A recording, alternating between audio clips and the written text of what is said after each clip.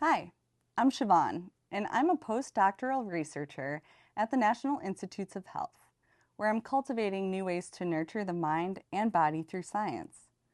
So think of the brain as a garden. Just like plants need sunlight and water to thrive, our brains rely on activities that engage and challenge them. My research explores how cooking, a hands-on activity that uses all five of our senses, can act as a kind of fertilizer for the brain, helping both children and adults recover from stressful or traumatic events that occurred early in their lives. Using a technology called an electroencephalogram, or EEG for short, I examined brain activity to learn how cooking influences brain pathways involved in focus, stress regulation, and emotional well-being.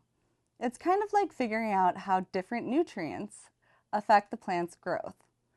By combining brain science with the creativity of the kitchen, I aim to uncover how everyday tasks like cooking can serve as therapies for people with mental health struggles caused by early life troubles.